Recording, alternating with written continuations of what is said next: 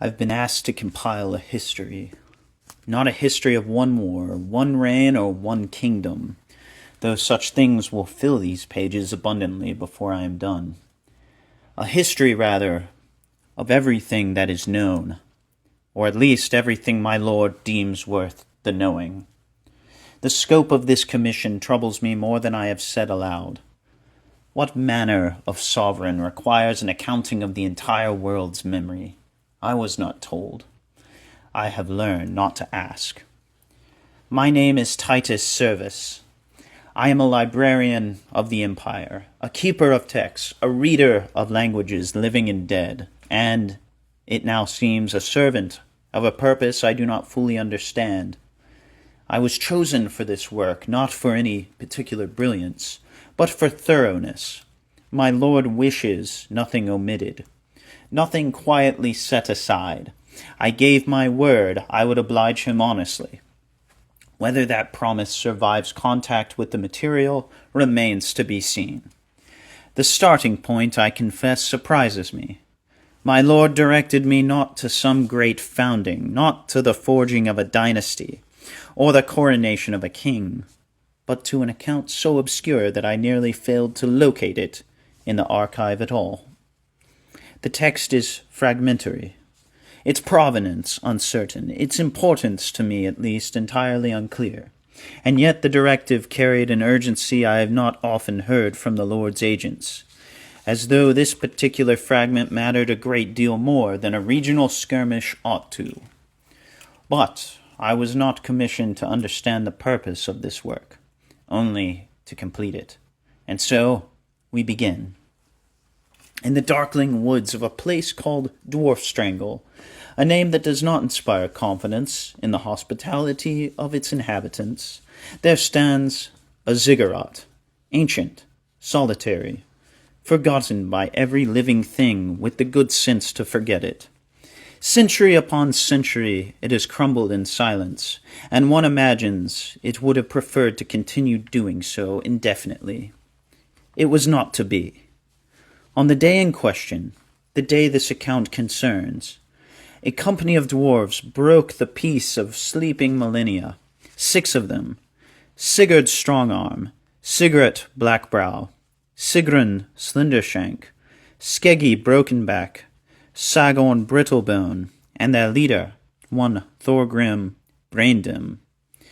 They came stumbling into the sunlit glade not in the manner of explorers or conquerors, but in the manner of creatures who very much wished to be somewhere else. They were, to speak plainly, fleeing, away from the forest, away from the goblins whose shrieks could already be heard among the trees. I note the names. I note them because they are all we have. No lineage is recorded, no hold of origin, no explanation of what business 6 dwarves had in a wood called Dwarfstrangle to begin with, a question that, given the name, rather answers itself. They went where they should not have gone, and now they are running from the consequences. One does not need to be a scholar to recognize the pattern. It is, I suspect, the oldest story there is. What met them in that glade, and what lay beneath that ancient mound, I will come to presently.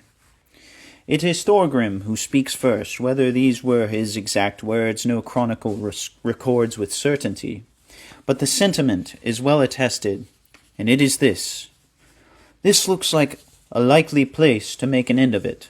We defend this old temple, for I'd sooner die here with a weapon in my hand than die running with an arrow in my back." A concise philosophy.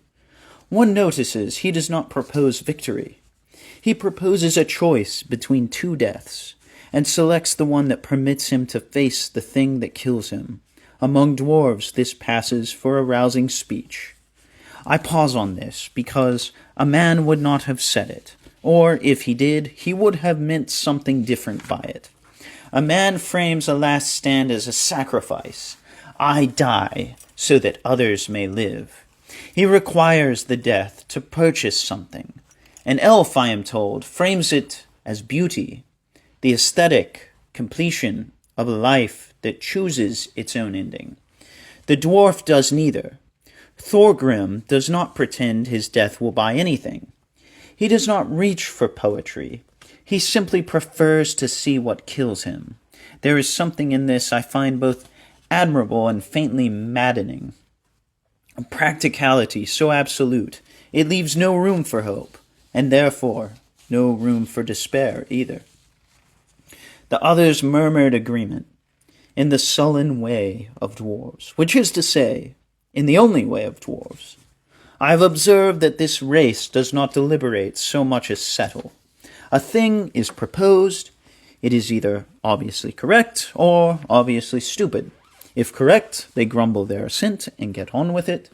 If stupid, they grumble their dissent and do it anyways, because the one who proposed it is older or more stubborn, and among dwarves these qualities carry the force of law.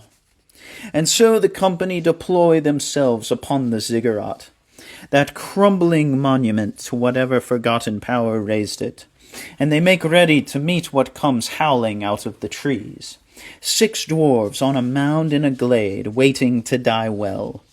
Before I continue, I must say something of the goblins.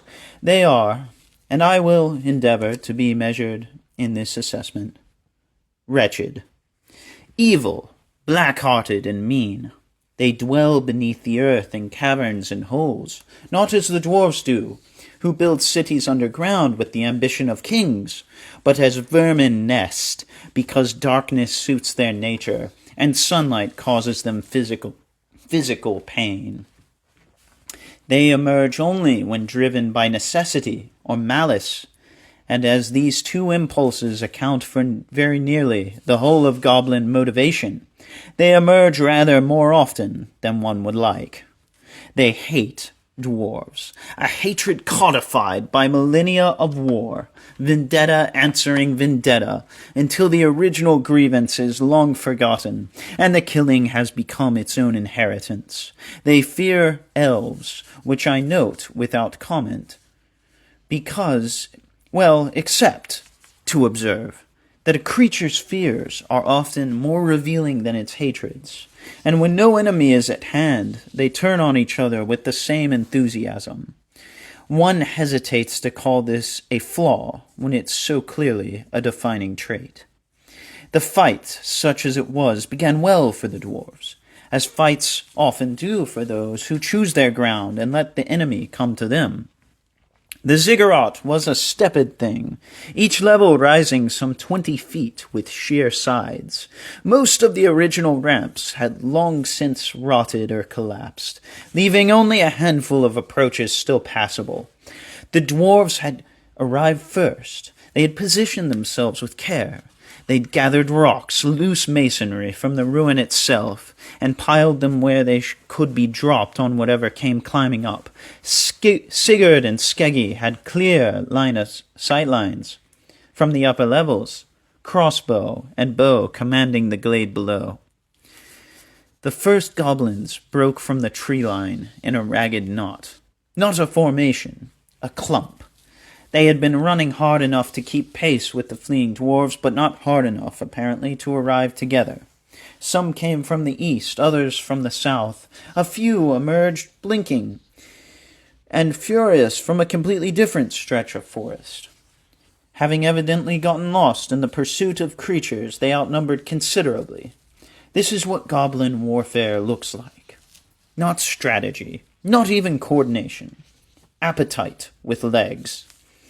Each group that stumbled into the clearing met the full attention of the defense. Rocks from above, bolts from the middle levels, and if any scrambled up a surviving ramp, Thorgrim and his kin waiting at the top with rather strong opinions about their rivals. The goblins came in pieces, and in pieces they were dealt with. The warband was led, and I use the word loosely, by a hobgoblin chieftain named Guthnog Bristlenose. Hobgoblins are larger than their lesser kin, fiercer, more prone to frenzy, and no more intelligent for it. Guthnog led because he was the largest. Among goblins, this constitutes a political philosophy. But the goblins kept coming. A second group, a third, reinforcements piling themselves from the forest in waves, disorganized but relentless. The arithmetic of the thing slowly, inevitably shifting. The dwarves could win every exchange and still lose by the numbers. Each rock thrown was a rock spent. Each bolt loosed was a bolt that could not be loosed again. And the ramps, few as they were, could not all be held at once by 6. And the shape of it was clear enough. The dwarves would harass, retreat upward, harass again, trading space for time on a structure that had very little of either left to give. Now, Thorgrim. I said before that Thorgrim Braindom chose to stand and die on that mound. This is true, but incomplete. It does not account for how he chose to die, or rather in what he chose to carry with him into the dying. He bore a weapon called Phobane, an ancestral warhammer, the symbol of his lineage, which is to say not merely a tool of war, but a claim, a statement of house, of blood, of authority passed from hand to hand across generations. Its properties were considerable.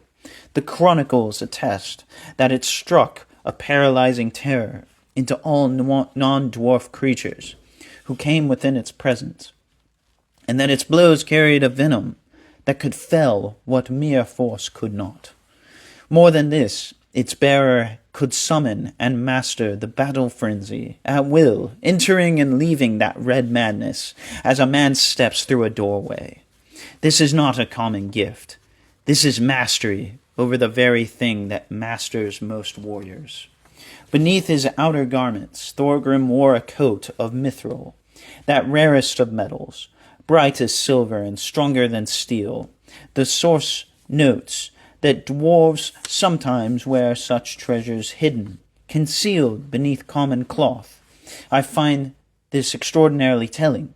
A man would display such a thing. An elf would make it beautiful. A dwarf hides it under his shirt and says nothing. So when Thorgrim climbed that ziggurat and chose to make his stand, he was not merely a desperate fugitive choosing where to fall. He was a chieftain of rank and lineage, armored in hidden silver, carrying the weapon of his ancestors, who looked at a crumbling temple in a forest that bore his people's name as a warning, and decided it would do. I begin to understand why my lord directed me to this account. Hidden strength beneath a plain exterior. Mastery over the frenzy that consumes lesser beings. An ancient weapon that commands fear by its mere presence.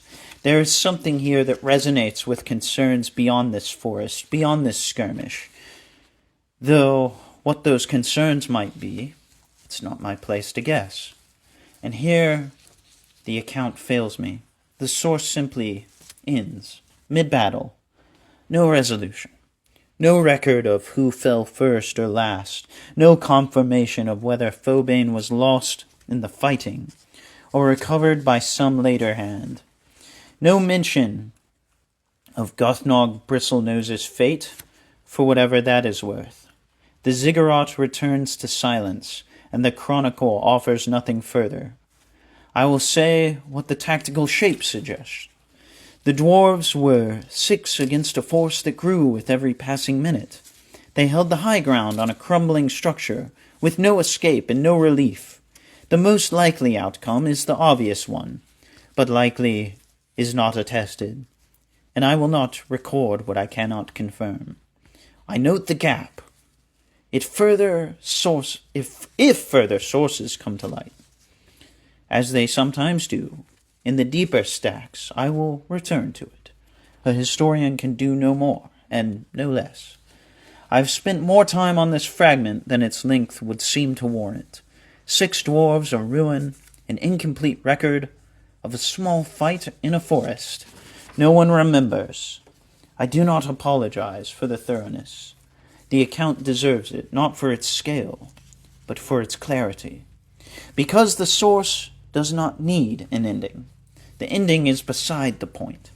Thorgrim Braindom was outnumbered in hostile ground, with no prospect of relief and no route of retreat.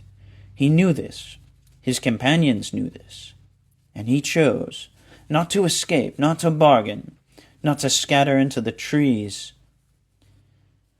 and hope that goblin attention would find some other object, but to stand, to carry Fobane up a crumbling monument that had outlasted whatever hands first raised it, plant himself on its steps, and fight until the arithmetic resolved itself one way or another. Everything after that decision is detail, important detail. I am a historian. I do not dismiss detail, but detail nonetheless.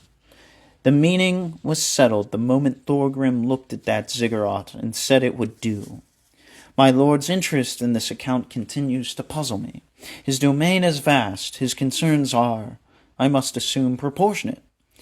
And yet he directed me, here, to a fragment about a skirmish on a ruin, preserved in the deepest stacks of an archive that has not been properly catalogued in generations. I begin to suspect that the scope of this commission is larger than I was given to understand, not merely broader in period. I was prepared for that, but larger in some dimension I have not yet identified. My lord sees a pattern in these accounts. I do not see it yet. Perhaps I will. Perhaps it is not my role to see it, only to assemble the pieces and trust that the shape will become apparent to whoever reads the finished work. I enter this account into the record as received, incomplete, fragmentary, and stubbornly resistant to conclusion. 6 dwarves held a ziggurat against a goblin warband of unknown final strength. The chieftain carried an ancestral weapon and wore hidden silver. The outcome is not attested. It is the first entry in what I am told will be a long commission. I do not yet know how long. I was not asked to know. I turn the page.